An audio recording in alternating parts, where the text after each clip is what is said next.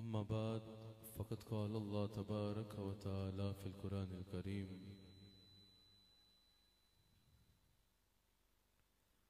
अऊज़ु बिल्लाहि मिनश शैतानिर रजीम बिस्मिल्लाहिर रहमानिर रहीम लक़द काना लकुम फ़ी रसूलिल्लाहि उस्वतुन हसना सदक़ल्लाहुल अज़ीम व सदक़ रसूलुहुन नबियुल करीम। सच्चा हमारा खालिक और सच्चा हमारा मालिक के सिवा उस वाहिद व यकता की कोई इबादत के लायक नहीं, और सच्चे उसके प्यारे हबीब आपके और मेरे आका व मौला रहमतल लिल आलमीन खातमुन नबिय्यीन हज़रत सय्यदिना व मौलाना मुहम्मदुर रसूलुल्लाह सल्लल्लाहु अलैहि व आलिहि वसल्लम कि जिनके ज़िक्र की इस खूबसूरत महफिल में मैं और आप हाजिर हैं। अल्हम्दुलिल्लाह सियालकोट की सरजमीन पर हज़रत इमाम अलीउल हक रहमतुल्लाह ताला अलैह के गुंबद के साये में ये अज़ीम शान इज्तिमा, इसकी सदारत मेरे शेख कामिल मेरे मुर्शिद करीम फरमा रहे हैं। अल्लाह करीम हमें इसकी बरक़ात से इस्तिफ़ादा करने की तौफ़ीक़ अता फरमाए। मेरे साथ आपके शहर की बल्कि यकीनन पूरे मुल्क की एक मारूफ सियासी शख्सियत जिन्होंने कई मरतबा इस मुल्क की दिफा के एतबार से जो अहम तरीन जिम्मेदारियां हैं उनको अहम तरीन जिम्मेदारियों को अहसन तरीके से निभाया, जनाब ख्वाजा आसिफ साहब, अल्लाह ताला हज़रत की तौफ़ीक़ात खैर जो हैं उनमें बरकत दे और हज़रत को मज़ीद बढ़ चढ़ के कौम और मिल्लत की और इस मुल्क की खिदमत करने की तौफ़ीक़ अता फरमाए। इस शहर की एक अज़ीम शख्सियत हज़रत हाफ़िज़ हदीस शेखुल हदीस हाफ़िज़ आलम रहमतुल्लाह ताला अलैह के जानशीन अहले सुन्नत की सरहदों पर एक अज़ीम अंदाज में पहरा देने वाले हज़रत साहबज़ादा हामिद रज़ा साहब और एक और अज़ीम बाप के अज़ीम बेटे हज़रत सैयद आरिफ बहाउल हक शाह साहब भी तशरीफ़ फरमा हैं। जलीलुल क़दर उलमा यकीनन इस महफिल में जलवागर हैं। अल्लाह ताला आने वालों को आने पर और सजाने वालों को सजाने पर अजर अज़ीम अता फरमाए। हमारे सियालकोट के संगियों को मैं दिल की अता गहराइयों से इस शहर में इस अज़ीम शान इज्तिमा के इनाक़ाद पर मुबारकबाद पेश करता हूँ। अल्हम्दुलिल्लाह आपकी मेहनत और मोहब्बत नज़र आ रही है। अल्लाह ताला सियालकोट के तमाम संगी जिन्होंने अपनी बड़ी मेहनत और मोहब्बत से इस महफिल का इनाक़ाद किया, अल्लाह ताला आप सब पर अपनी रहमत और करम के तमाम दरवाज़ों को खोल डाले। आप सब थक तो नहीं गए? एक बार हाथ उठा के बताओ ना कौन कौन जज्बे से सुनने बैठा है। मैं आपका जज्बा देख के ताकि अपनी गुफ्तगू का तयन करूं कि मैंने किस अंदाज में गुफ्तगू करनी है। आप होने का सबूत दें।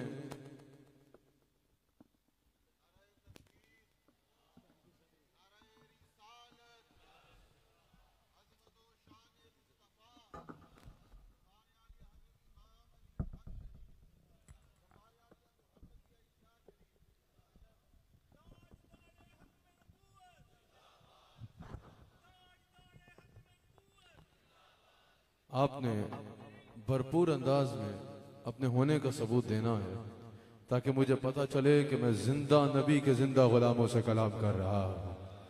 ऐसे नहीं सियालकोट वालों का ज़ौक़ बड़ा भरपूर होता है। जरा हाथ उठा के बताओ कौन कौन जज्बे से अपने आका का जिक्र सुनने बैठा है। तो सियालकोट वालों अल्हम्दुलिल्लाह हुजूर का जिक्र सुनने आए हो ना, हुजूर की शान सुनने आए हो तो इस पर नाज किया करो यार। हुजूर का जिक्र सुनना ऐसे जैसे पता नहीं कहाँ आ गए, ना ना ना ना, हमें तो इस पे नाज है कि अल्लाह ने जो शान हमारे आका अलैहिस्सलातु वस्सलाम को अता फरमाई ना किसी को मिली, ना किसी के पास है और ना क़यामत तक किसी को ऐसा मकाम मिल सकता है। हमारे आका को अल्लाह ने हर सिफत में बेनज़ीर व बेमिसाल बनाया है। हमारे आका को अल्लाह ने इतनी शानें दी हैं, इतनी शानें दी हैं, इतना मकाम दिया है। अल्लामा मुल्ला अली कारी कहते हैं इसमें मोहम्मद का माना है ना युहमद हम्दन बाद हम्दिन, तारीफ की इमाम रागिब अस्फ़हानी में और मुफरदात में कि युहमद हम्दन बाद हम्दिन, कि जिसकी मुसलसल तारीफ की जाए। इस बार अल्लामा मुल्ला अली कारी कहते हैं ये मुबालगे का सीगा है। अब इसको समझाते हुए बताया कि हुजूर अलैहिस्सलातु वस्सलाम की तारीफ इतनी है, हुजूर अलैहिस्सलातु वस्सलाम की अज़मत व शान इतनी है। सियालकोट वालों हमारे आका का मर्तबा मकाम की हद तो कोई जान सकता ही नहीं, लेकिन आपको अल्लामा मुल्ला अली कारी की जुबानी बताता हूँ। हमारे आका अलैहिस्सलातु वस्सलाम की शान ऐसी है, अल्लामा मुल्ला अली कारी कहते हैं अगर खुदा की सारी खलकत को जमा कर लिया जाए, किसी एक पीर साहब को नहीं, किसी एक मुफ्ती साहब को नहीं, खुदा की सारी खुदाई जमा हो जाए, अब मासिवा अल्लाह जो कुछ है वो खलकत में आता है, यानी तमाम उलमा आ जाएं, सिर्फ इस दौर के नहीं जितने उलमा गुजरे वो भी आ जाएं, जितने कयामत तक आने वाले हैं उन सब के भी इल्म को जमा कर लिया जाए, तमाम सहाबा जमा हो जाएं, तमाम अंबिया जमा हो जाएं, तमाम मलाइका जमा हो जाएं, जिब्राइल भी आ जाएं, इसराफील भी आ जाएं, मिकाईल भी आ जाएं, इजराइल भी आ जाएं, तमाम मलाइका आ जाएं, उससे बढ़कर तमाम अंबिया आ जाएं, फिर तमाम सहाबा आ जाएं, तमाम उलमा आ जाएं, तमाम कायनात के अहले इल्म को एक जगह अल्लाह जमा कर दे। और सियालकोट वालों फिर हो क्या? अल्लामा मुल्ला अली कारी कहते हैं हो ये कि हुजूर की मुकम्मल जात को नहीं, हुजूर की जात की किसी एक सिफत को मौजू बना दिया जाए। तो अनु दसना है तुसी किस सोने ते लड़ लगे हो, किस करीम के दरवाजे पे बैठे हो, किस करीम का दामन थामा है, किसका अल्लाह ने उम्मती बनाया है। अल्लामा मुल्ला अली कारी कहते हैं खुदा की सारी खुदाई जमा हो और फिर हो क्या? हुजूर की मुकम्मल जात को नहीं, हुजूर की जात की किसी एक सिफत को मौजू बना दिया जाए। मिसाल के तौर पे कहा जाए आज खिताबात होने हैं और उन्वान है सिर्फ हुस्न जमाल मुस्तफा, या कह दिया जाए कि आज सिर्फ इख्तियार मुस्तफा उन्वान है, या कह दिया जाए आज सिर्फ हुजूर का मकाम रिसालत उन्वान है, यानी हुजूर की जितनी शानें हैं उनमें से किसी एक को उन्वान बनाया जाए और सबको पाबंद किया जाए कि आज सब ने इसी उन्वान पे मुस्तफा की शान को बयान करना है। अल्लामा मुल्ला अली कारी कहते हैं खुदा की सारी खुदाई बयान करे, अंबिया भी बयान करे, सहाबा भी बयान करे, फरिश्ते भी बयान करे, सारे उलमा बयान करे और वक्त का तमाम हो जाए, तमाम बयान कर ले। अल्लामा मुल्ला अली कारी कहते हैं इन सब के बयान के बाद भी जिसकी एक सिफत का भी हक अदा ना हो सके ना उसको मेरा नबी मोहम्मद रसूलुल्लाह कहा जाता है। हाय हाय, इसीलिए तो हम कहते हैं कि जैसे मेरे सरकार इंजन यार जरा हाथ उठा के सियालकोटी जज्बा नजर आए, जैसे मेरे ख्वाजा साहब मैं मुजद्दिदी हूँ, नक्शबंदी हूँ, अल्हम्दुलिल्लाह सैयदना सिद्दीक अकबर के सिलसिले में बैत हूँ। मेरे पीरों में से एक बहुत बड़ी शख्सियत है जिसको मुजद्दिद अल-फसानी कहते हैं। मुजद्दिद अल-फसानी ने भी सियालकोट में वक्त गुजारा है, सियालकोट में वक्त गुजारा है और मेरा ससुराल शरीफ भी सियालकोट में है, तो ये दो रिश्ते आपके साथ बड़े अच्छे हैं। एक बार हाथ उठा के कहना है जैसे मेरे सरकार, सियालकोटियों कंजूसी कर रहे हो हाथ चुके को, जैसे मेरे सरकार। मैंने आपके आगे गा गा के तकरीर नहीं करनी, सिर्फ एक बार जरा जज्बा आपका हो जाए और फिर मैं अपनी बात आपके दिल में उतारूं। जैसे मेरे सरकार है ऐसा नहीं को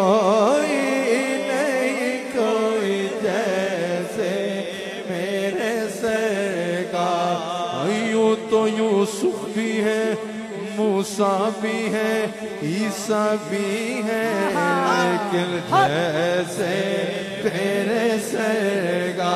इसमें मजा नहीं आता।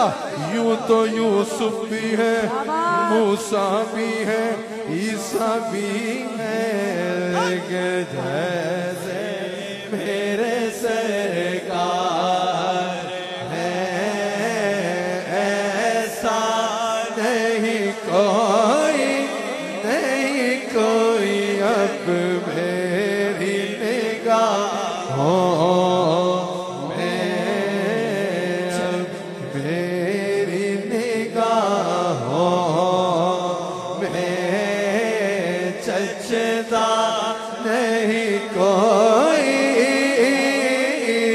जैसे मेरे सरकार है ऐसा। यार मेरा मुस्तफा बेमिसाल, कमाल है मेरा मुस्तफा। अल्लाह ने मेरा मुस्तफा को हर सिफत में बेनजीर और बेमिसाल बनाया। मैं जिस उन्वान पे भी सियालकोट में तकरीर करता हूँ ना, इस मज़ार पे मैं ये शेर कहीं ना कहीं से जरूर बीच में ले आता हूँ, क्योंकि सियालकोट वालों का यह अकीदा बड़ा मजबूत है। अच्छा, अल्लाह ताला ने मेरे मुस्तफा को हर सिफत में बेनजीर और बेमिसाल बनाया। शान देखो तो बेमिसाल, शान रिसालत देखो तो खत्म नबूवत का ताज कभी सर पे नजर आएगा, कभी मस्जिद अक्सा नजर आएगी कि तमाम अंबिया सफों में खड़े हैं, मेरा नबी इमाम बल के सामने खड़ा नजर आएगा। मकाम रिसालत देखो तो हजरत मूसा अलैहिस्सलाम रब्बे अरिनी कहते नजर आएंगे, जवाब लन तरानी आता नजर आएगा। या अल्लाह तुझे देखना चाहता हूँ, जवाब आता नजर आएगा लन तरानी, हरगिज़ नहीं देख सकते। हजरत मूसा तूर पे कलाम करते नजर आएंगे, हजरत अंबिया अलैहिस्सलाम आवाज पे कलाम करते नजर आएंगे। मकाम रिसालत देखो तो सब पीछे रुकते नजर आएंगे, मेरे मुस्तफा सिदरा से भी आगे जाते नजर आएंगे, सिदरा से भी आगे जाते नजर आएंगे। मेरे मुस्तफा का हुस्नो जमाल देखो ना, मेरे मुस्तफा का हुस्नो जमाल देखो तो हुस्न अल्लाह ने ऐसा दिया है। सियालकोट वालों, मेरा नबी इतना सोना है, इतना सोना है, इतना सोना है, जहां जाता छा जाता, ऐसा सोना नबी है मेरा। मेरा नबी इतना सोना है। अगर हुस्नो जमाल देखोगे ना तो अल्लाह ने हुस्नो जमाल ऐसा दिया है। साहबा कहते हैं कि अगर कुरान की एक आयत भी नाजिल ना होती और हुजूर अलैहिस्सलाम एक मौजज़ा भी ना दिखाते, ना हुजूर चांद तोड़ते, ना हुजूर सूरज को मोड़ते, ना हुजूर मुर्दे को जिंदा करते, ना हुजूर पत्थर से कलमा पढ़ाते, कुछ भी ना करते, ना हुजूर कोई मौजज़ा दिखाते, ना कुरान की कोई आयत नाजिल होती। साहबा कहते हैं हुजूर सोने ही इतने थे, हुजूर की नबूवत की दलील के लिए किसी और चीज की जरूरत नहीं थी, हुजूर का चेहरा ही काफी था। इसी तरह अगर हुजूर के पैगाम को देखो ना, हुजूर की सीरत तैयबा को देखो तो हुजूर अलैहिस्सलाम की सीरत तैयबा भी इतनी मुकम्मल है कि इसकी मिसाल हमें भरी कायनात में कहीं और नहीं मिलती। मैंने इस उन्वान पे कुछ आपसे कलाम करना है। हम अहले तसव्वुफ से वाबस्ता लोग हैं। यहाँ पर तकरीबन वो लोग बैठे हैं जिन्होंने मेरे शेख का दामन थाम रखा है, सिलसिला बैत में है, सिलसिला आलिया नक्शबंद में है, या कोई किसी भी सिलसिले के अगर वाक़अतन कोई बुजुर्ग हैं और उनका मुरीद है। और यह अल्लाह का काम ये नहीं होता कि बस जो है वो काम करके दिखाते रहें जो माज़ अल्लाह आपको लगे कि भाई कोई सर्कस देखने आए हुए हैं। और यह अल्लाह की करामात बिल्कुल होती हैं और उनकी करामात बजा होती हैं और उनकी करामात बरहक होती हैं। लेकिन औलिया अल्लाह का असल काम होता है कि लोगों को अल्लाह के साथ जोड़ना, लोगों की तरबियत करना, लोगों को शरीयत के बारे में बताना। अल्लाह वालों का फैज़ ये नहीं है हमारे हजरत का बड़ा फैज़ है। भाई फैज़ क्या है कि कोई बीमार जाए वो ठीक हो जाता है, भाई बिल्कुल ठीक है। अल्लाह वालों की दुआ से बीमार दुरुस्त होते हैं, अल्लाह वालों की दुआ से अल्लाह ताला मर्ज को दूर करता है। लेकिन अल्लाह वालों का मकसद ये तो नहीं कि क्लिनिक खोल के बैठ जाए, अल्लाह वालों का फैजान ये ही नहीं कि बीमारी दूर हो जाए, अल्लाह वालों का फैजान ये नहीं कि गाड़ियां 1 से 2 हो जाएं, अल्लाह वालों का फैजान ये नहीं कि कोठियां 1 से 4 हो जाएं। अल्लाह वालों का फैजान ये है कि बेनमाजी आए तो नमाजी बन जाए। अल्लाह वालों का फैजान ये है कि शरीयत का तारिक आए तो शरीयत पे अच्छा अमल करने वाला बन जाए। अल्लाह वालों का फैजान ये है कि कोई कम तोल के रेडी पे बेचने वाला आए तो वो एक ईमानदार बन जाए। अल्लाह वालों का फैजान ये है कि कोई बद अखलाक आए तो बाअखलाक बन जाए। अल्लाह वालों का फैजान ये है कि कोई झूठा आए तो वो सच्चा बन जाए। अल्लाह के वालों का असल फैजान ये है कि अल्लाह की मोहब्बत से खाली दिल ले के अल्लाह के वली के पास बैठे, अल्लाह का वली उसकी मोहब्बत के अल्लाह ही से उसके दिल को भर दिया करता है। हज़रत गौसे आज़म से जब किसी ने पूछा ना कि अल्लाह का वली कौन है, हज़रत गौसे आज़म ने कहा अल्लाह का वली वो है कि तेरा जिस्म उसके करीब होता चला जाए तो वो तेरे दिल को अल्लाह के करीब करता चला जाए। यही तो हुजूर ने फरमाया अल्लाह के वली की पहचान यह है कि उसका चेहरा देखोगे उसका चेहरा, लेकिन याद अल्लाह की आने लग पड़े। अल्लाह अकबर। अल्लाह वालों का जो फैजान होता है वो ये होता है। तो जब अल्लाह के वलियों के पास कोई आता है, ख्वाजा साहब अगर कोई सारा दिन मेरे शेख तरीकत के पास बैठ जाए, हजारों लोग आते हैं मुलाकात करते हैं, यहाँ आप देख रहे हैं रात के इस पहर में ये हजारों लोग जमा हैं, मेरे शेख तरीकत के पास अगर कोई बैठे सारा दिन बैठा रहे, डॉक्टर आएगा, डॉक्टर कहेगा कि हजरत मैं एक अच्छा डॉक्टर बनना चाहता हूँ, कोई तरीका बताएं, ये उसका जवाब देंगे हुजूर की सीरत पढ़ लो जाएगा। इतने में कोई साइंटिस्ट आ जाएगा, कोई साइंस का तालिब इल्म आएगा, कहेगा मैं अच्छा साइंटिस्ट बनना चाहता हूँ, ये कहेंगे अच्छा जाओ हुजूर की सीरत को पढ़ लो। इतने में कोई बंदा आएगा, वो कहेगा भाई मैं सियासी निजाम से मुतमईन नहीं हूँ, मैं सियासत में आना चाहता हूँ, इलेक्शन लड़ना चाहता हूँ, अच्छा निजाम कायम करना चाहता हूँ। हमारे शेख सोचेंगे अच्छा अच्छा अच्छा जाओ हुजूर की सीरत का पढ़ लो। इतने में कोई आएगा, बोलेगा मैं गरीब आदमी हूँ, तजारत करना चाहता हूँ, अच्छा ताजिर बनना चाहता हूँ। हमारे शेख सोचेंगे अच्छा अच्छा ठीक है, अच्छा जाओ हुजूर की सीरत का पढ़ लो। इतने में कोई जॉब करने वाला आएगा, वो कहेगा मैं जॉब में तरक्की करना चाहता हूँ, जॉब ही करना चाहता हूँ लेकिन जॉब में तरक्की करना चाहता हूँ। हमारे शेख सोचेंगे अच्छा जॉब में तरक्की करना, अच्छा जाओ तुम भी हुजूर की सीरत पढ़ लो। इतने में कोई पॉलिटिशियन आ जाएगा, हजरत मैं पॉलिटिशियन हूँ, मैं सियासतदान हूँ, मैं मुल्क की हालात अच्छे करना चाहता हूँ। हमारे शेख कहेंगे अच्छा जाओ हुजूर की सीरत पढ़ लो। इतने में कोई जनरल साहब अगर आ जाए और वो कहें कि हजरत मैं दिफाई सरहद दफाई मामलात में मजीद बेहतर करना चाहता हूँ, मुल्क की स्ट्रेटेजी को, पॉलिसी को, क्या करूं? हमारे शेख बोलेंगे अच्छा तुम भी जाओ हुजूर की सीरत पढ़ लो। पास बंदा बैठा परेशान हो जाएगा, वो कहेगा डॉक्टर को डॉक्टर की मिसाल दो ना, साइंटिस्ट को साइंटिस्ट की मिसाल दो ना, पॉलिटिशियन को पॉलिटिशियन की मिसाल दो ना, जर्नल को किसी अच्छे जर्नल की मिसाल दो ना। कुछ डॉक्टर के लिए अच्छा रोल मॉडल बनेगा, साइंटिस्ट के लिए अच्छा रोल मॉडल बनेगा। अब आप बताइए, अगर कोई मुझे कहे कि मैं जो है वो अच्छा पॉलिटिशियन बनना चाहता हूँ और मैं बोलूं कि जाओ आइंस्टाइन को पढ़ लो, अगर कोई मुझे बोले कि मैं अच्छा आलिम दीन बनना चाहता हूँ, मैं उसको बोलूं कि आइंस्टाइन को पढ़ लो। अगर कोई मुझे बोले कि मैं अच्छा खिलाड़ी बनना चाहता हूँ, मैं बोलूं जाओ अलेक्जेंडर द ग्रेट को पढ़ लो, तो मुझे यही बोलेगा ना कि भाई कैसी बात कर रहे हो, पागल हो। मैं बोलूंगा ये बहुत बड़े लोगों की मिसाल दे रहा हूँ, वो बोलेगा वो बड़े लोग हैं लेकिन अपने शोबे में बड़े लोग हैं, मुझे मिसाल देनी है तो उसकी दो जो मेरे शोबे का बड़ा आदमी है, जिसको पढ़ के मैं अपने शोबे के बारे में ज्यादा सीख सकूं। समझ रहे हैं ना? आप किसी को बोले, कोई आए आपके पास, मैं अच्छा फुटबॉलर बनना चाहता हूं, आप बोले कि जाओ शाहिद अफरीदी को देख लो, वो क्योंकि मुझे एक ही क्रिकेटर का नाम याद है इसलिए उनका ले लिया, वो ये बोलेंगे कि भाई बात ये है कि वो बहुत अच्छा क्रिकेटर होगा लेकिन मैंने क्रिकेट नहीं खेलनी, मैंने फुटबॉल खेलना है, मुझे किसी अच्छे फुटबॉलर का नाम बताओ। मेरा ख्याल है मजमा एक बार मुझे बताए, बात समझ आ गई ना? हर बड़ा बंदा बड़ा बनेगा, रोल मॉडल बनेगा, लेकिन उसके लिए बनेगा जो उसके शोबे से ताल्लुक रखता होगा। सियालकोट वालों, किसी को मौजज़े पे यकीन नहीं है तो आओ तुम्हें मैं अपने नबी का जिंदा मौजज़ा बताता हूं जो आज 1450 साल बाद भी देखा जा सकता है। हाँ, हर शोबे की बेहतरीन रहनुमाई अगर किसी एक जात में देखना चाहते हो, मुसलमान नहीं भी हो ना, तो आओ मेरे नबी को देखो, मेरे नबी की सीरत, मुकम्मल code of life, complete code of life और मुकम्मल ज़ाब्ता हयात है।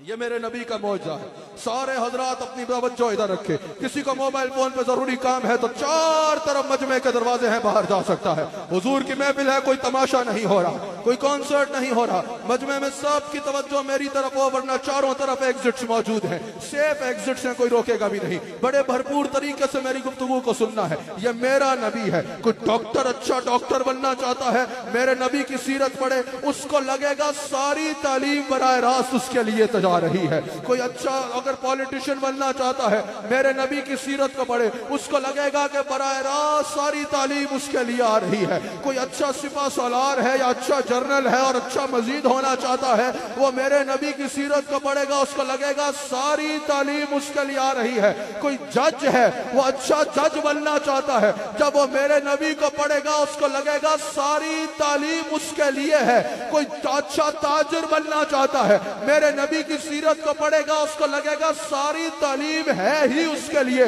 कोई अल्लाह के करीब होना चाहता है, मेरे नबी की सीरत को पढ़ेगा, उसको लगेगा सारी तालीम है ही उसके लिए। और मेरा नबी वो है, अल्लाह ने मेरे नबी की सीरत को सियालकोटियों इतना मुकम्मल बनाया है, किसी भी शोबे का बंदा मेरे नबी को पढ़ेगा, उसको लगेगा सारी बात हो ही मुझसे रही है और मुझे रहनुमाई दी जा रही है। ये आज भी 1400 साल बाद मेरे नबी का जिंदा मौजज़ा है, जिसको देखा जा सकता है। हजरत हर किसी की तालीम जो है ना, आज जो हमारी बातें हैं वो आज के तौर पे जदीद तहकीक होगी, लेकिन आज से 100 साल बाद ये काबिल अमल नहीं होगी। आज की सारी तहकीक पुरानी हो जाएगी, स्टोन एज गिरी जाएगी। आज से 400 साल पहले जो बड़ी बड़ी तहकीक की जाती थी और उस दौर के लिए बात की जाती थी, आज क्या हमारी वो नाफिजुल अमल है? नहीं, हमारे लिए वो हिस्ट्री बन चुकी है। हमारे लिए आज की बात नाफिजुल अमल होगी, लेकिन 1450 साल बाद भी, आज के जदीद दौर में भी, जिसकी एक बात भी पुरानी नहीं हुई, बल्कि एक एक बात दौर के साथ रिलेट होती चली जा रही है, वो मेरा नबी मोहम्मद रसूलुल्लाह सल्लल्लाहु अलैहि वसल्लम। ये मेरे नबी अलैहि सलाम के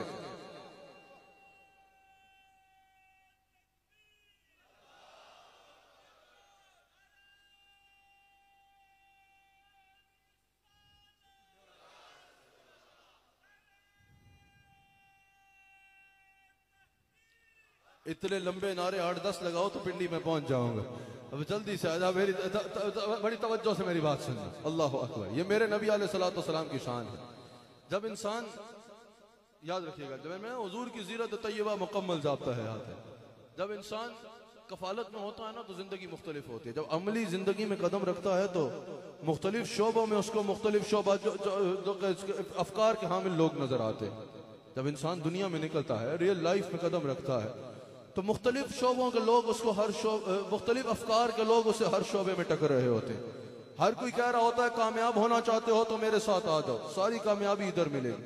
जब इंसान दुनिया के तारीक रस्तों में गुम हो जाता है ना, उस वक्त इंसान अपनी नजर अपने रब की तरफ उठाता है।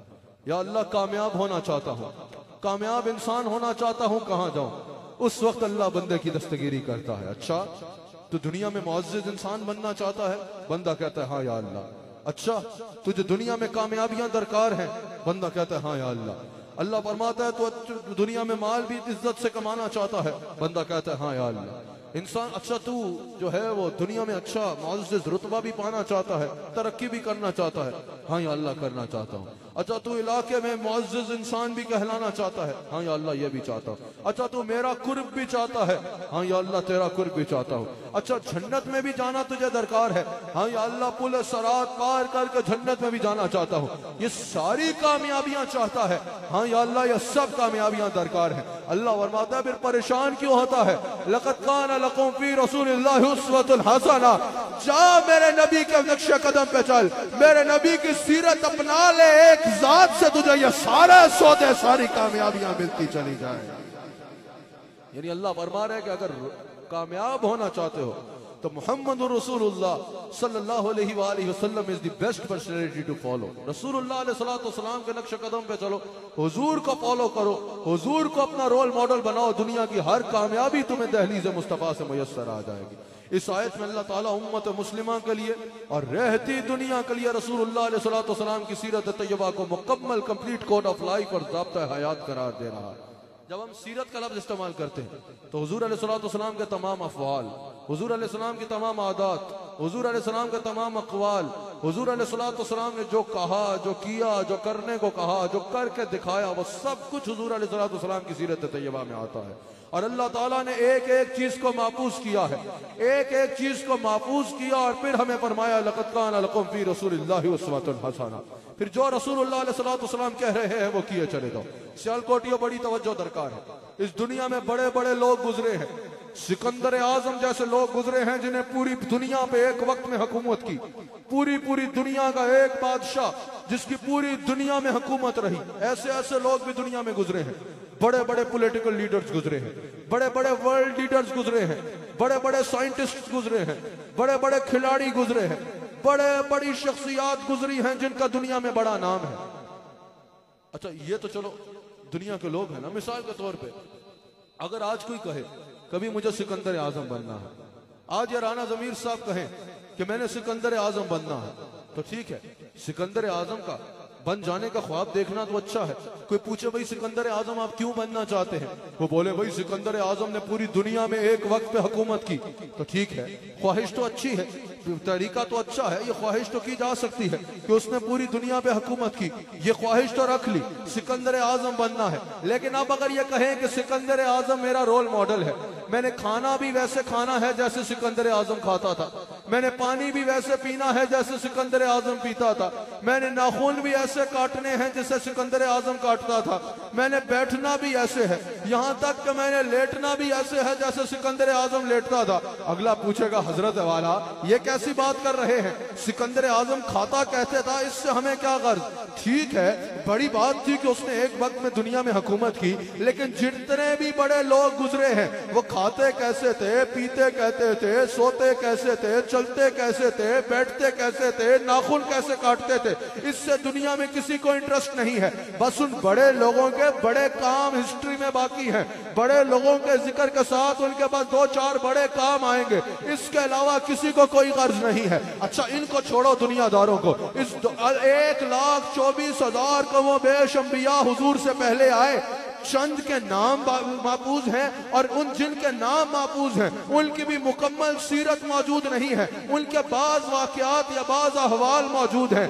1.25 लाख कमो बेश अंबिया में से बाज के नाम मौजूद हैं और जिनके नाम मौजूद हैं उनकी भी पूरी जिंदगी मौजूद नहीं है। अगर कोई फॉलो करना चाहे तो उनके चंद अहवाल या चंद वाक़यात मौजूद है, लेकिन मैं सदके ना जाऊं अपने नबी की सीरत पे, मैं कुर्बान ना जाऊं मकाम मुस्तफा पे, मैं कुर्बान ना जाऊं शान मुस्तफा पे। आज से 40 साल पहले सियालकोट में किसकी हुकूमत थी, इस पूरे मजमे में से किसी सियालकोटी को नहीं पता होगा। सिकंदर आजम ने पूरी दुनिया में हुकूमत की, इसके अलावा किसी को उसके बारे में कुछ नहीं पता होगा। और ये तो दुनिया की बातें है ना, 1.25 लाख नबियों में से चंद के नाम बाकी हैं और उन जिनके नाम बाकी हैं उन नाम तो सबके बुलंद हैं, सबके बाकी हैं, सबकी शानें भी बाकी हैं। चंद के नाम लोगों को पता है और जिनके नाम पता है उनकी चंद बातें पता है।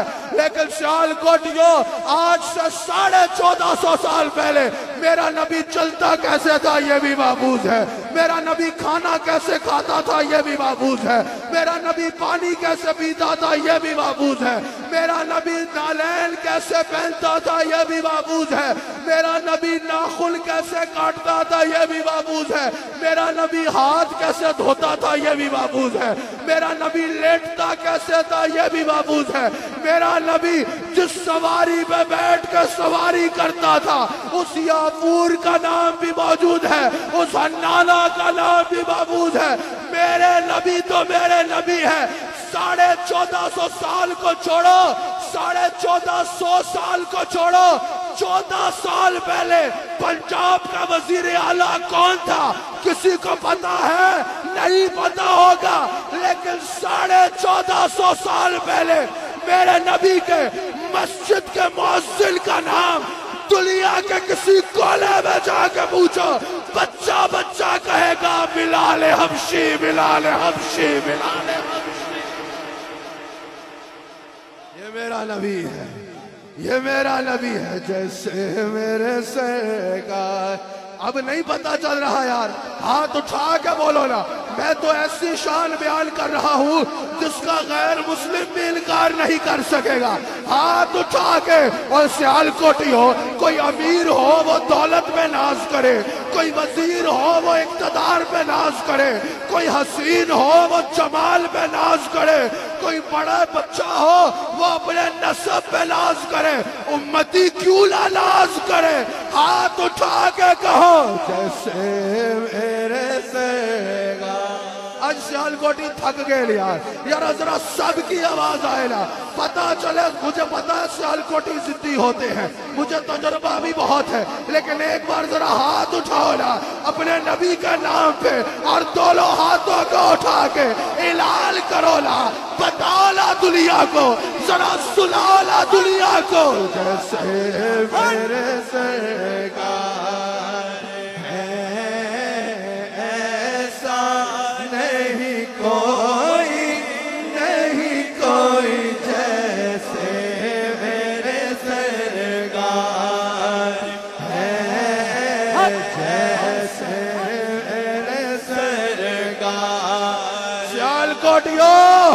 अल्लाह की कसम उठा के कहता हूँ, जैसे मेरे सरकार है ऐसा। वअहसन मिल कलम तरकत ऐनुन वअजमल मिल कलम तालिदिल निसाउ खुलिक़्ता मुबर्रअन मिन कुल्ली ऐबिन कअन्नका कद खुलिक़्ता कमा तशाउ। यही तो मतलब है जैसे मेरे सरकार। मौला अली ने देखा ना, कहा लमारा कबलाहु वाला बादाहु मिसलाहु या रसूल अल्लाह, इसका भी यही मतलब है जैसे मेरे सरकार है ऐसा नहीं कोई, नहीं कोई जैसे मेरे सरकार है ऐसा नहीं कोई। क्या बात है मेरे मुस्तफा। अच्छा, फिर सिर्फ मेरे मुस्तफा की सीरत महफूज ही नहीं, बल्कि हजरत बड़ी बात यह है कि आज 1.5 बिलियन 1.5 अरब लोग इस सीरत को अपनाए हुए हैं। 1.5 अरब लोग, हमारा दावा इससे ज्यादा है। ठीक है, अब पाकिस्तान की आबादी 14 कितनी बताई, 24 करोड़ बताई जाती है। जो गर्दिश करने वाले लोग हैं वो ये सवाल करते हैं कि शायद 24 करोड़ भी कम बताई जा रही है, लेकिन मेरा इसमें कोई तबसरा नहीं है। जो बताई जा रही है हम उसी को तस्लीम करते हैं। इसी तरह 1.5 अरब मुसलमान कहे जाते हैं। अब एक तरफ गूगल कहता है फास्टेस्ट ग्रोइंग रिलीजन इज इस्लाम, और फिर 17-18 साल से यही तादाद। जब ये कह रहे हो फास्टेस्ट ग्रोइंग रिलीजन इज इस्लाम, तो फिर ये भी मानो कि वो बढ़ रहा है। लेकिन 17-19 साल से सिर्फ 1.5 अरब मुसलमान, हमारा दावा इससे ज्यादा है। लेकिन आज भी 1.5 अरब लोग इस सीरत को फॉलो कर रहे हैं। एक पूरी सिविलाइजेशन कायम है सीरत मुस्तफा पर। और इससे भी बड़ी बात यह है, दुनिया के जितने निजाम हैं वो सारे निजाम देखने के बाद आज दुनिया ये मानने पे मजबूर हो रही है कि जितने निजाम इस वक्त दुनिया में कायम है, सबसे बेहतर निजाम मोहम्मद रसूलुल्लाह सल्लल्लाहु अलैहि वसल्लम का निजाम है।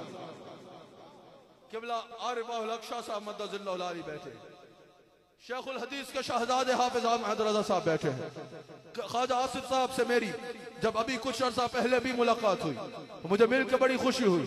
बहुत वेल रेड शख्सियत है, पढ़ते रहते हैं, बड़ा मुताला करने वाले हैं, बड़े फिक्र और नजर रखने वाले हैं, किताबों के ऊपर नजर रखने वाले हैं। दी 100 किताब लिखी माइकल हार्ट ने। माइकल हार्ट तो बहुत बड़ा प्रोफेसर था, बहुत बड़ा रिसर्चर था, मुहक्किक था। उसने एक किताब लिखी जिसका नाम दी 100 था। अभी मुसलमान नहीं है, सीरत मुस्तफा आपके आगे बयान कर रहा हूं, बड़े गौर से सुनो। दी 100 किताब लिखता है माइकल हार्ट। माइकल हार्ट ने पूरी दुनिया के रिसर्चर से राब्ता किया। बड़े बड़े जो दुनिया में यूनिवर्सिटीज हैं उनके रिसर्चर से राब्ता किया। आलमी तौर का मुहक्किक था, तो आलमी दुनिया के बड़े बड़े रिसर्चर से राब्ता किया। और ये अंग्रेज है, मुसलमान नहीं था अभी। पूरी दुनिया की बड़ी बड़ी यूनिवर्सिटीज और रिसर्चर से राब्ता किया। और आंख गालता गया तारीख के। तारीख में जितने कामयाब लोग दुनिया में गुजरे हैं सबके नाम जमा किए, खंगालते खंगालते खंगालते 100 के नाम जमा किए और दी 100 किताब लिखी। उसका दिल ना बढ़ा, उसने 100 से भी खंगालना शुरू किया। मुसलमान नहीं है, तनकीदी नजर से खंगालते हुए पहुंचा 90 पे, मजीद दिल किया, खंगालता गया। ये एक रिसर्चर नहीं है, पूरी दुनिया के रिसर्चर जिसके साथ है। तारीख दुनिया के कामयाब लोगों के नाम इकट्ठे किए हैं। खंगालते खंगालते पहुंचा 10 पे, अभी भी दिल नहीं भरा। खंगालते खंगालते पहुंचा 5 पे, अभी भी दिल नहीं भरा। फिर गहरी नजर लगा के बैठ गए, तकाबुली जायजा लेना शुरू कर दिया। अच्छा, इसने ये कहा तो फला ने ये कहा, फला ने ये किया तो मुकाबले में फला ने ये किया। वो कमाल हुस्ने हुजूर है कि गुमान नक्श जहां नहीं, यही फूल खार से दूर है, यही शम्मा है कि दुआ नहीं। मैं निसार तेरे कलाम पर मिली यूं तो किसको जुबा नहीं। वो सुखल है जिसमें सुखल ना हो, वो बया है जिसका बया नहीं। सियाल कोटिया माइकल हार्ट ने पूरी दुनिया की यूनिवर्सिटीज के अंग्रेज रिसर्चर्स के साथ 5 को खंगाला तो निकला एक जो दुनिया का कामयाब तरीन इंसान है।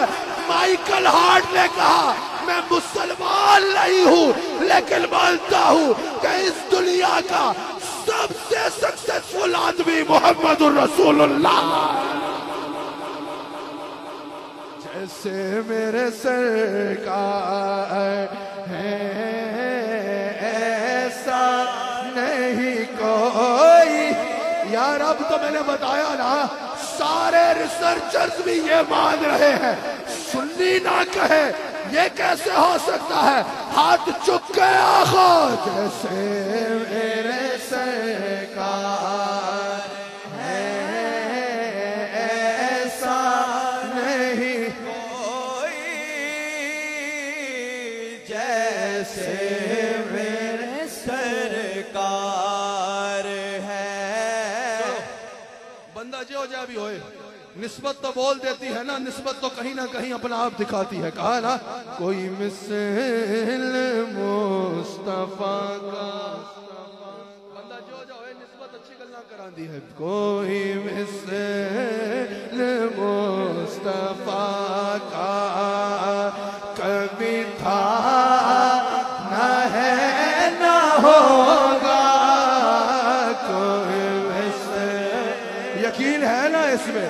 सारे कहो कोई मिसल मुस्तफा का कभी था ना है ना होगा।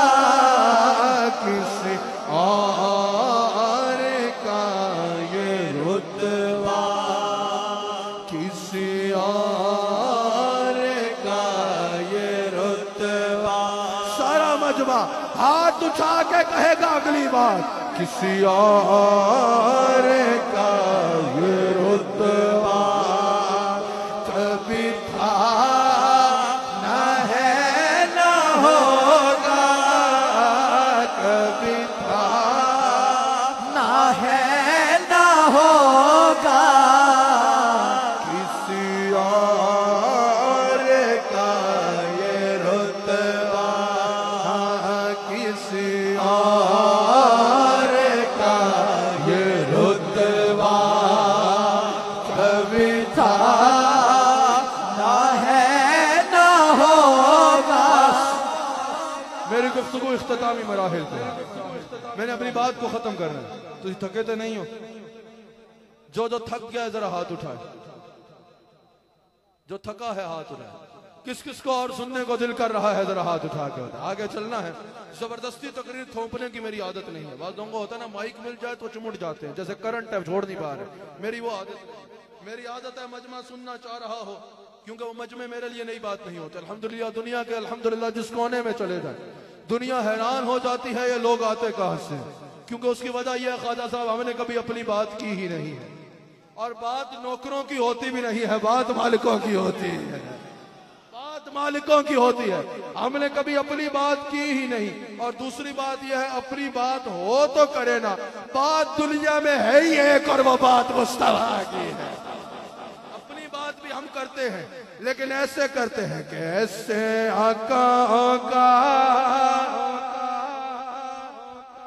ऐसे आका बंदा हो रज़ा, मैं ऐसे आका का बंदा हो रज़ा, ऐसे आका ऐसे आका ऐसे आका का बंदा हो रज़ा,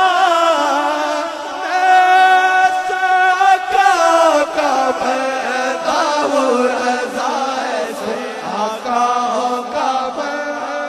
हो रज़ा,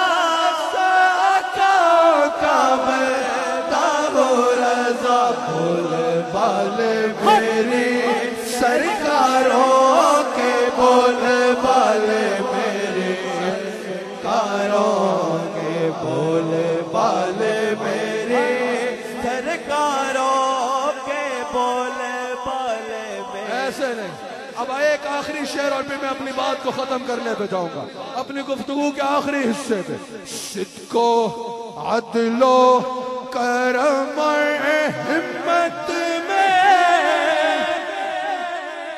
चार बंदे ज़हन में आ रहे हैं।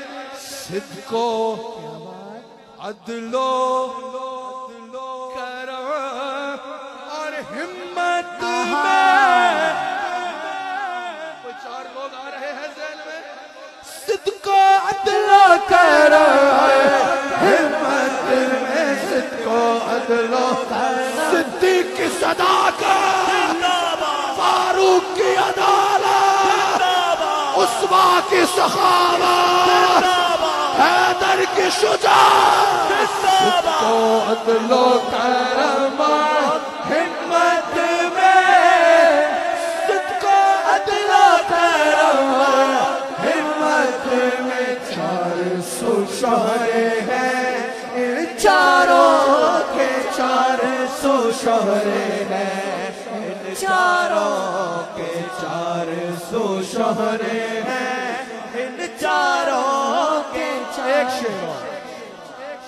एक शेर मेरे आका का वो दर है जिसमें, बस फकीर कहते हैं ना, ख्वाजा आसिफ साहब, इनका तो मैंने देखा है, बड़े से बड़े वजीर भी बन जाए तो दरवाजे अपने लोगों के लिए खुले रखते हैं, यहाँ आके बैठते हैं। ऐसे की बात नहीं कर रहा, बाज ऐसे लोग होते हैं ना, बंदा कहता है भाई मैं वजीर के दरवाजे पे माथा घिसा घिसा के थक गया, बात ही नहीं सुनी गई। या किसी अमीर के दरवाजे पे गया, माथा घिस गया मेरा, लेकिन बात उसने नहीं सुनी। अच्छा, अब यहाँ पर बात सुनी गई नहीं, यहाँ तो सबकी सुनी जाती है, सिर्फ माथा घिस गया की मिसाल समझाई है। वरना यह दर तो वो है जहाँ पर यह भी नहीं सवाल किया जाता क्या चाहिए, बस कोई आ जाए तो उसके मांगने से पहले झोली को भर दिया जाता है। मेरे आका का वो दर है जिसमें, मेरे आका का वो दर है जिसमें, मेरे आका का वो दर, आका का वो दर, आका सियालकोटिया सारे बोलो, मेरे आका का वो दर, आका का वो दर, आका का वो दर, आका का वो दर है जिसमें, ओ मेरे आका का वो दर है जिसमें, मेरे आका का वो दर है जिसमें, मेरे आका का वो दर है जिसमें। माथे घिस जाते हैं, माथे घिस जाते हैं सरदारों के, माथे घिस जाते हैं सरदारों के, माथे घिस जाते हैं। अल्लाह की कसम, हाफिज हामिद रज़ा साहब, मैंने अपनी आंखों से यह देखा है कि मेरे आका का वो दर है जिस पर, मेरे आका का वो दर हम भला किसी से क्यों मांगे, हम किसी के दर पे क्यों जाए, जब मेरे आका का वो दर है जिसमें आका का वो दर है जिसमें माथे घिस जाते हैं, सरदारों के माथे घिस जाते हैं, सरदारों के माथे घिस जाते हैं, सरदारों के माथे घिस जाते हैं, सरदारों के। अब आओ आखिरी बात, मेरे नबी अलैहिस्सलाम को अल्लाह ने सबके लिए रोल मॉडल कहा। अब सिर्फ ये नहीं कि किसी को नमाज पढ़ना सीखनी है तो हुजूर की सीरत पढ़े, किसी को रोजा कैसे रखना है इस पर हुजूर की सीरत पढ़े। मेरे नबी की सीरत कंप्लीट कोड ऑफ लाइफ है। मिसाल के तौर पे अगर कोई पॉलिटिशियन हो, अगर कोई सरबराह ममलिकत हो, अगर कोई किसी मुल्क का बादशाह हो या वजीर आजम हो, अपने मुल्क की खिदमत करना चाह रहा है, उसको भी इरशाद हो रहा है रसूलुल्लाह अलैहि सलाम की सीरत तैयबा को पढ़ लो। अगर कोई एज अ पॉलिटिकल स्ट्रेटेजी अपनी अच्छी करना चाहता है, इब्न खुल्दून कहते हैं कि जब रसूलुल्लाह अलैहि सलाम ने रियासत का क़याम फरमाया ना, उस वक्त अरब मईशत पसंद नहीं थे, अरब में कोई मईशत के असूल नहीं थे। मेरे नबी अलैहिस्सलाम ने जब ऐलान नबूवत फरमाया, उससे पहले दौर जहलियत में असूल यह था कि किसी भी बात में फैसला कैसे होता था, इंसाफ के मुताबिक नहीं, कानून जो है वो ताकत के ताबे होता था। दो बंदों का मसला हुआ, झगड़ा होता था, जो झगड़े में गालिब आ जाए, जो झगड़े में जीत जाए, दूसरा हक पे भी हो तो बस जो जीत गया गालिब आ गया वही हक पे गिरा जाता था, फैसला उसके हक में होता था। जिस माशरे में हर बात का इंजाम और नतीजा और जो फैसला है वो झगड़ा ही होता था, दो छोटी सी बात पे भी मुख्तलिफ अफकार के हामिल लोग एक बात पर इकट्ठे नहीं हो सकते थे। उस दौर में मेरे नबी अलैहिस्सलाम ने अपनी रियासत कायम फरमाई, और जब रियासत कायम हो गई रसूलुल्लाह अलैहिस्सलाम की, उसके पहले इक़दाम ने इन लोगों को आंखों को खोल के रख दिया, जिसको मिसाक मदीना कहा जाता है। हुजूर अलैहिस्सलाम ने मिसाक मदीना ऐसा एग्रीमेंट फरमाया, डिफेंस एग्रीमेंट फरमाया यहूद के साथ, कि जिसने लोगों की आंखें को खोल के रख दिया। हुजूर ने यहूद के साथ डिफेंस एग्रीमेंट साइन फरमाया और यह करके दिखाया कि हर बात का हल झगड़ा नहीं है, मुज़ाकरात के जरिए अच्छे तरीके से बातचीत करके किस तरह एक इलाके में, एक जगह पर, एक रियासत में छोटे मोटे इख्तिलाफ नहीं, मुख्तलिफ मज़ाहिब के लोग भी किस तरह अमन और सुकून के साथ रह सकते हैं। अगर कोई कहता है इस्लाम में इंटरफेथ हार्मनी की इजाजत नहीं है तो ये देख ले, पहला इक़दाम जो मिसाक मदीना का हुजूर अलैहिस्सलाम ने फरमाया, यहूद के साथ डिफेंस एग्रीमेंट फरमाया और यह करके दिखाया कि हर बात का अंजाम झगड़ा नहीं है, हर बात का जो तरीका है वो झगड़ा नहीं है। पहला हल, हर बात का पहला हल ताकत का इस्तेमाल नहीं होता, बल्कि इफ़हाम और तफ़हीम के साथ मुज़ाकरात करके, बातचीत करके मसले को हल भी किया जा सकता है और मुख्तलिफ मज़ाहिब के लोग भी एक रियासत में अमन और सुकून के साथ रह सकते हैं। मेरे नबी अलैहिस्सलाम ने यह करके दिखाया। मेरे नबी अलैहिस्सलाम के मईशत के असूल को अगर देखो, कोई मईशत के असूलों को देखना चाहता है, मेरे नबी अलैहिस्सलाम ने मईशत के वो असूल मुरत्तब फरमाए। जब रियासत को कायम फरमाया उस वक्त हालत यह थी कि अमीर अमीर तरीन था और गरीब गरीब तरीन था। सियालकोट वालों, मईशत के कोई असूल नहीं थे। मेरे नबी अलैहिस्सलाम ने मईशत के ऐसे असूल मुरत्तब किए कि थोड़ा ही वक्त गुजरा, ये नहीं किया कि अमीरों से सब पैसे लेके गरीबों को दे दिए, और ये भी नहीं किया कि अमीरों की हालत खराब कर दी। मईशत के असूल मुरत्तब किए और नतीजा यह था, चंद साल पहले जिसके पास, जिस इलाके में लोगों के पास खाने को सही रोटी नहीं थी, हजरत फारूक आजम के दौर में मईशत इतनी अच्छी हो चुकी थी, लोग मदीना पाक में ज़कात देने के लिए फकीर तलाश किया करते थे, ज़कात लेने वाला फकीर नहीं मिला करता था। और इसको सिर्फ मौजज़ा नहीं कहा जाएगा, ये हुजूर अलैहिस्सलाम का विज़डम था, ये रसूलुल्लाह अलैहिस्सलाम की स्ट्रेटजी भी थी।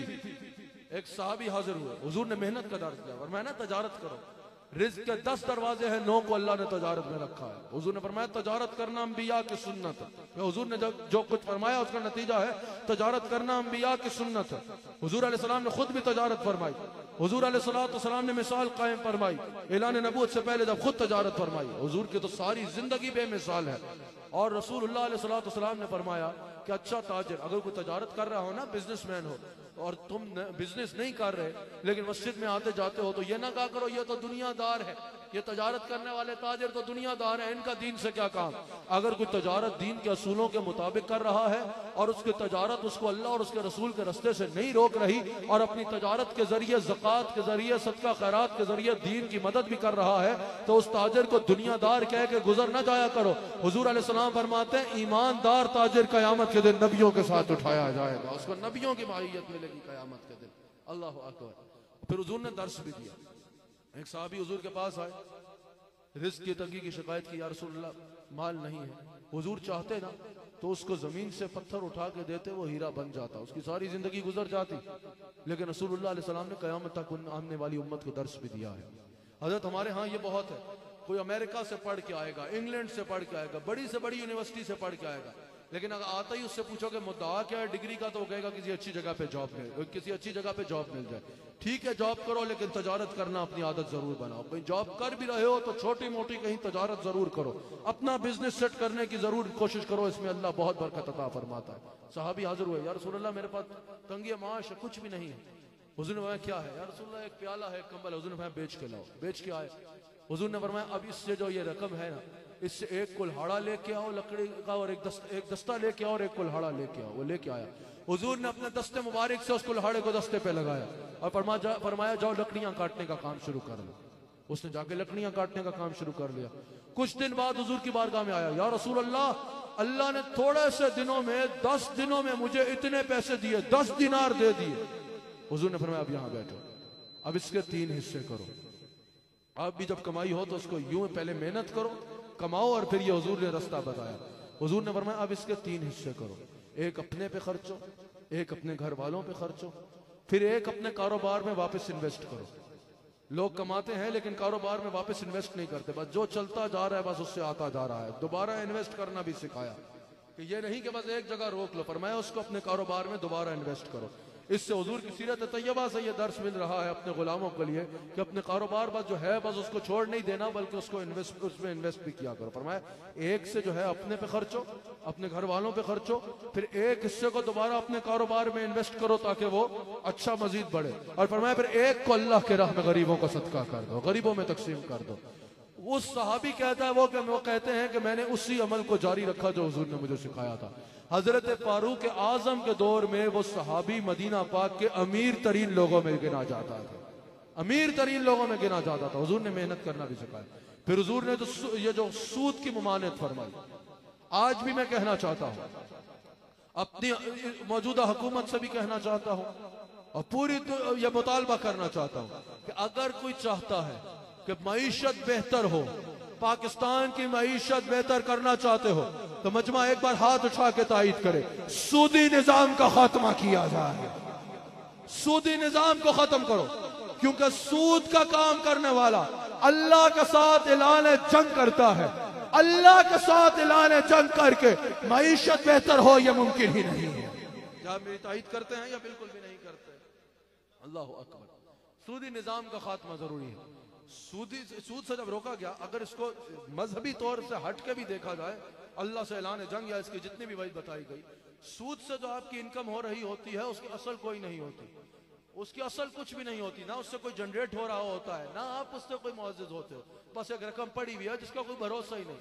लेकिन अगर आप काम करते हो, आप फैक्ट्री खोलते हो मिसाल के तौर पे, उस फैक्ट्री के लिए आपको मुलाजमों की जरूरत होगी, वहां उनकी तनख्वाह लग जाएगी। उन मुलाजमों के लिए ट्रांसपोर्ट की जरूरत होगी, वहां एक तनख्वाह लग जाएगी। फिर आप वहां पर कैंटीन की जरूरत होगी, वहां खाने पीने के लिए कैंटीन खोलोगे, उसके लिए लोगों के लिए पैसों की जरूरत होगी, उसके लिए लोगों का एक पूरा इकोनॉमिकल सर्कल चल पड़ेगा, कितने लोगों के चूल्हे चल पड़ेंगे, और आपके पास जो चीज आ रही होगी वो एक असली कुछ उसमें से इन्वेस्ट हो रहा होगा, और फिर आपकी जिंदगी भी बेहतर हो रही होगी, आप एक मुअज्जिज इंसान भी गिने जा रहे होंगे। समझ आ रही है या नहीं? हुजूर अलैहिस्सलाम ने सिर्फ, और आज भी बड़े बड़े तजर्बात के बाद, बड़े बड़े बैंक्स के डिफॉल्ट होने के बाद, माहिरीन मईशत ये कहने पर मजबूर हो गए हैं कि एक वक्त आएगा कि दुनिया में सूदी निजाम को खत्म होना होगा, सूदी निजाम खत्म हो जाएगा। अब मैं बस इख्तिताम के आखिरी 5 मिनट में अपनी गुफ्तगू को लेकर आता हूँ। आखिरी 5 मिनट मुझे आपकी तवज्जो भरपूर दरकार है। हजरत ये तो है ना, वो जदीद उलूम का भी जो दरवाजा लोगों पे रिसर्च का है वो मेरे नबी अलैहिस्सलाम ने खोला है। मेरे नबी अलैहिस्सलाम ने खोला है। अभी कोविड-19 आया, कोविड आया, WHO ने कितना वक्त लगाया प्रिकॉशंस तलाश करने में कि इसका कैसे बचा जा सकता है। हजरत जब WHO ने प्रिकॉशंस को बयान किया ना, मैं अपने नबी पे सदके वारी गया। लोग WHO की प्रिकॉशंस पे हैरान हो रहे थे, मैं अपने नबी को उस पर कह रहा था क्या बात है मेरे नबी की।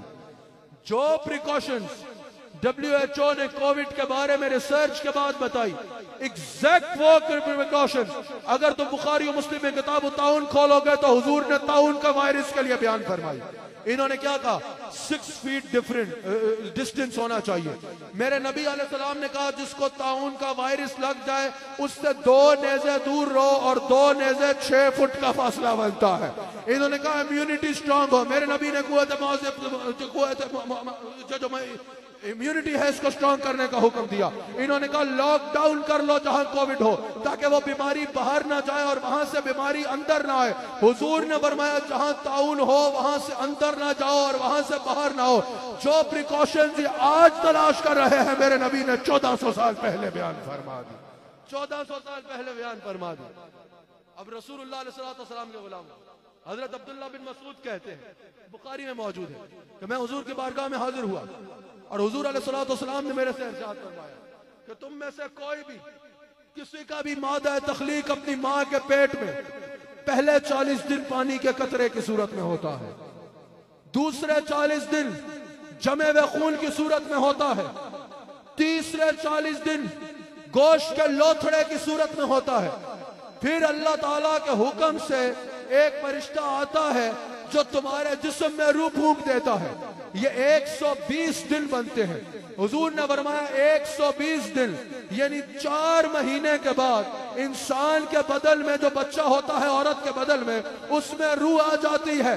पहले 4 महीने रूह नहीं होती। आज मेडिकल साइंस कह रही है 4 महीने के बाद माँ के पेट में बच्चे में जान आ जाती है। मैं पूछता हूँ मेडिकल साइंस ने तो ये रिसर्च से बताया, मेडिकल साइंस ने तो ये टेक्नोलॉजी के जरिए बताया। 1450 साल पहले कौन सी माइक्रोस्कोप थी या कौन सी अल्ट्रासाउंड मशीन थी जिसके जरिए मेरे नबी ने यह बताया, सुनियो ये मेरे नबी का इल्म गैब है जो ये खबरें देता चला जा रहा है। अब्दुल्ला बिन सलाम कहते हैं कि मैं रसूलुल्लाह की बारगाह में हाजिर हुआ। मैंने बताया था ये आखिरी 5 मिनट है गुफ्तगू के। अब्दुल्ला बिन सलाम कहते हैं मैंने रसूलुल्लाह अलैहि सलाम से हाजिर होकर पूछा कि या रसूलुल्लाह कौन सी चीज है जिसकी वजह से बेटा होता है या कौन सी चीज है जिसकी वजह से बेटी होती है। हुजूर ने फरमाया अगर मर्द का पानी गालिब आए तो बेटा होता है और अगर औरत का पानी गालिब आ जाए तो बेटी होती है। हजरत 1856 में साइंस ने बताया कि इंसान के खुलिये में क्लोरोसोम होते हैं। अगर ये मर्द के ज्यादा हो तो बेटा होता है, औरत के ज्यादा हो तो बेटी होती है। 1856 में साइंस इतनी रिसर्च के बाद जिसको बयान कर रही है, 1400 साल पहले 1450 साल पहले मदीना मुनव्वरा में मेरे नबी अलैहिस्सलाम ने यह किस अल्ट्रासाउंड मशीन या किस माइक्रोस्कोप की मदद से बताया। साइंस आज जिसको तहकीक से जान रही है, एग्जैक्ट यह बात मेरे नबी अलैहिस्सलाम ने 1450 साल पहले अपने इल्म नबूवत से बयान कर दी। ये मेरे नबी अलैहिस्सलाम की शान है, ये मेरे नबी अलैहिस्सलाम की शान है। अब मेडिकल साइंस कहती है कि जब इंसान के जिस्म में हुजूर अलैहिस्सलाम ने इरशाद फरमाया कि पहले 40 दिन 41 रातें जब तुम माँ के पेट में होते हो, उसके बाद जब 42वीं रात आती है अल्लाह के हुक्म से एक फरिश्ता आता है जो तुम्हारी शक्ल बना जाता है। आज आप गूगल पे इमेजेस सर्च करें, जो माँ के पेट में 40वें दिन बच्चे की शक्ल है या 42वें दिन के बाद शक्ल है। 40 दिन तक पता नहीं होता गोश्त का लोथड़ा क्या है, 40 दिन तक नहीं पता कि यह क्या तैयार हो रहा है। जैसे 42वीं रात आती है ये तमीज की जा सकती है कि यह इंसान का बच्चा है। आज हुजूर अलैहिस्सलाम ने यह 1450 साल पहले फरमाया और आज मेडिकल साइंस कह रही है कि जब माँ के पेट में इंसान को 40 रातें पूरी होती हैं, 41वीं रात आती है तो एक इंसान की शक्ल, इंसानी शक्ल नुमाया हो जाती है। मेरे नबी अलैहिस्सलाम ने एग्जैक्ट ये बात आज से 1450 साल पहले अपने इल्म नबूवत से इरशाद फरमा दी। सहाबा ने सवाल किया, या रसूल अल्लाह सल्लल्लाहु अलैहि वसल्लम, क्या शराब को इलाज के तौर के लिए पिया जा सकता है? इलाज समझ के बीमारी से बचने के लिए पिया जा सकता है? हुजूर अलैहिस्सलाम ने इरशाद फरमाया कि नहीं, शराब में तो बीमारी के सिवा कुछ नहीं है। शराब पीना यानी खुद एक बीमारी है, इसमें बीमारी के सिवा कुछ नहीं है। आज मेडिकल साइंस कह रही है कि इंसान के जिस्म में रेड ब्लड सेल्स भी होते हैं और वाइट ब्लड सेल्स भी होते हैं। ये जो वाइट ब्लड सेल्स होते हैं ये इंसान के जिस्म में इसलिए होते हैं कि इंसान को कोई भी बीमारी हो जाती है ना, तो उस बीमारी से फाइट करते हैं वाइट ब्लड सेल्स। बीमारी से बचने के लिए जो इंसान के जिस्म में जरूरी होता है वो वाइट ब्लड सेल्स जरूरी होते हैं। और शराब जो मुस्तकिल पीता है, शराब पीने वाले के वाइट ब्लड सेल्स कमजोर हो जाते हैं, बीमारी से लड़ने की ताकत नहीं रहती। यही सवाल जब 1450 साल पहले मेरे नबी से किया गया कि क्या शराब को बीमारी के इलाज के लिए पिया जा सकता है, यह साइंस जो आज जवाब दे रही है, मेरे नबी ने 1450 साल पहले बताया कि शराब में बीमारी के सिवा कुछ भी नहीं है। ये मेरे नबी अलैहिस्सलाम का इल्म गैब नहीं तो फिर क्या है? इल्म गैब नहीं तो इसे क्या कहा जाएगा? ये डॉक्टर कीथ मोर, इसको जब बताया गया ना, इसने जब बताया कि इस तरह इंसानी जिस्म में जो है बच्चे की तख्लीक होती है, जब इसको बताया गया कि ये तहकीक तो पहले भी एक जात ने पेश की है, मोहम्मद रसूलुल्लाह ने पेश की है सल्लल्लाहु अलैहि वसल्लम के, इस तरह 7 मराहिल में इंसान को तैयार किया जाता है। तो उसने कहा कि ये बहुत बड़े साइंटिस्ट हैं, इनके पास तो कोई बहुत बड़ी टेक्नोलॉजी है, कोई बहुत बड़ी माइक्रोस्कोप है। बताने वालों ने बताया ये 1450 साल पहले उन्होंने बताया, और उन्होंने बताया कि ये अल्लाह का कलाम है। कीथ मोर ने कहा कि अगर उन्होंने ये कहा है तो मैं इस्लाम कबूल करता हूं। अगर उन्होंने ये बताया है कि ये अल्लाह का कलाम है तो ये आज से पहले किसी ने तहकीक पेश की ही नहीं है, और उस दौर में तो माइक्रोस्कोप का कोई तस्वुर ही नहीं था। अगर वो ये फरमा रहे हैं तो मैं मानता हूं, अगर वो ये कह रहे हैं तो वो जो कलाम सुना रहे हैं वो वाक़अतन अल्लाह का कलाम है। अल्लाह ने मेरे नबी को बेमिसाल बनाया है। क्या ख्याल है सियालकोटियों, मेरे नबी को अल्लाह ने बेमिसाल बनाया है। आखिर में मैं फिर एक मर्तबा दिल की अथाह गहराइयों से मुबारकबाद पेश करता हूं इस अजीम शान इज्तिमा पर अपने सियालकोट के संगियों को। सियालकोट के संगियों ने आज एक मर्तबा फिर दिल जीत लिया माशाअल्लाह। सियालकोट के शहर में अल्हम्दुलिल्लाह इतना खूबसूरत इज्तिमा, ये हजारों का इज्तिमा। अभी तशरीफ रखिए, आपसे बड़ी जरूरी बात करनी है। ये जो बीच में साहब खड़े हुए हैं, आप बैठ जाएं। मेरी नजर असल में ये हजारों का मजमा भी हो तो एक एक बंदे पे होती है। आपकी तो तवज्जो यहाँ रहे ना यार, सारे ढूंढ रहे हो पीछे, कोई जेब काट के तो नहीं भाग रहा, वैसे ही उठे हैं। जो उठे हैं तो बड़े गौर से तवज्जो रखनी है, ये बात ध्यान में रखिएगा। मैं दिल की अथाह गहराइयों से पहले तो अपने संगियों को मुबारकबाद पेश करता हूँ इस अजीम शान इज्तिमा पे।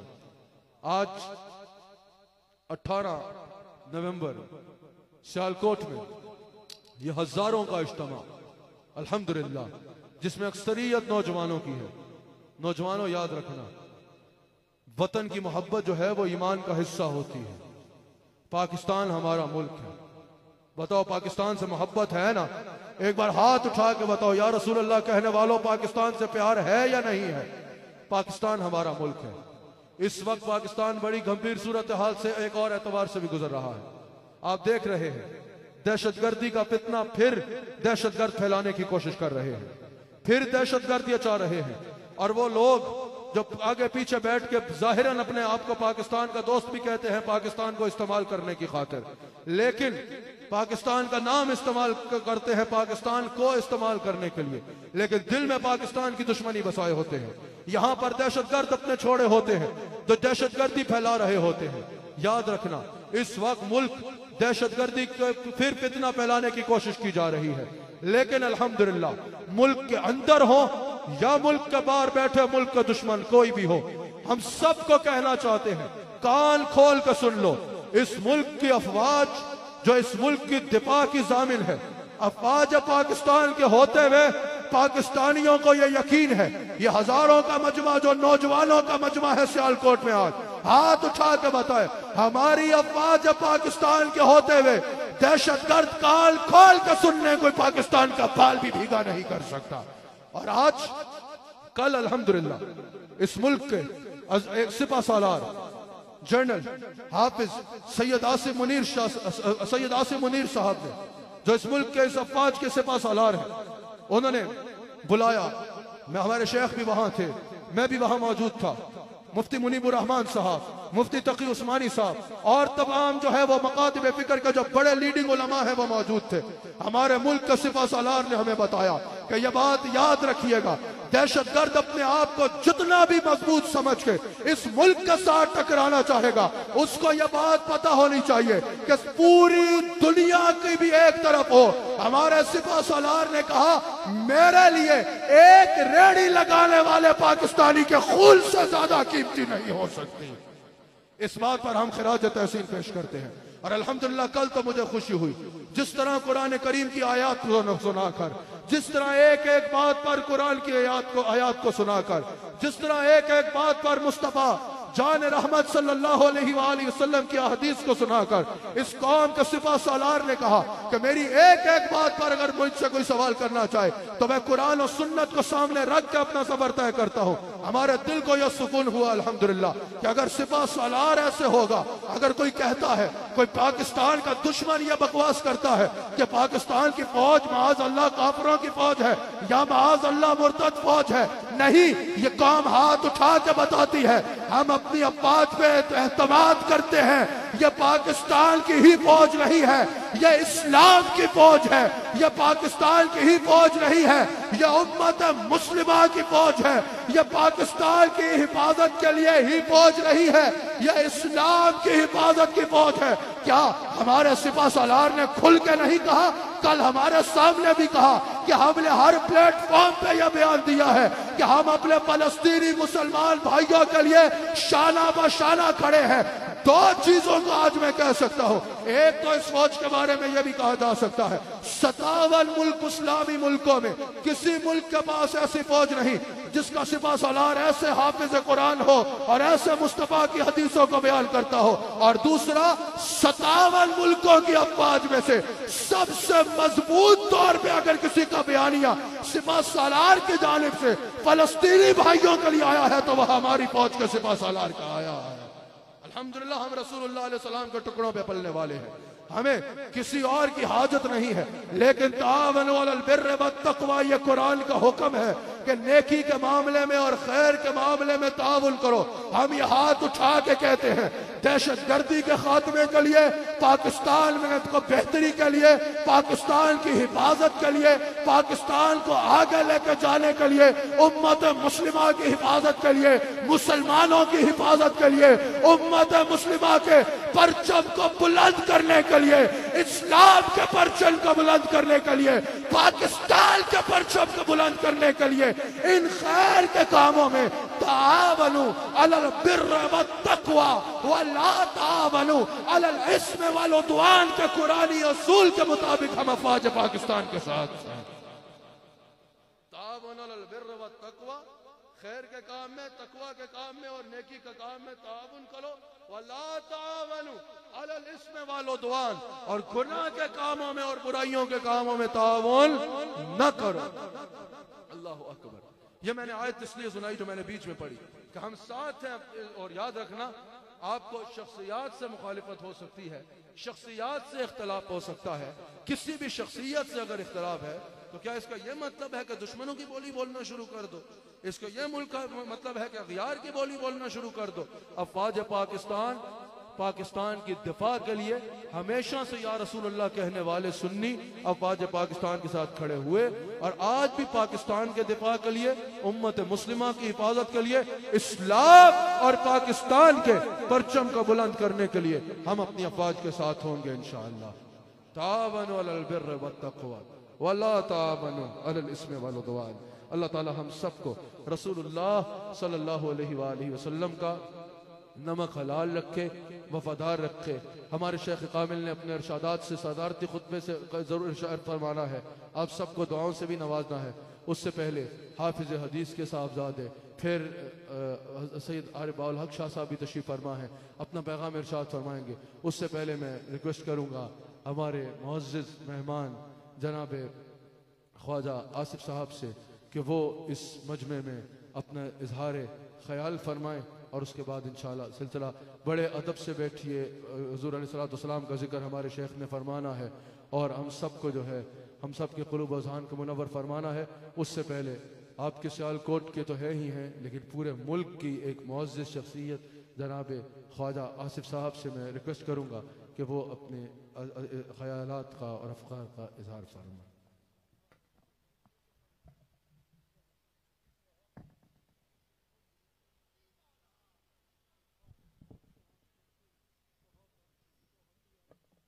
बिस्मिल्लाहिर्रहमानिर्रहीम।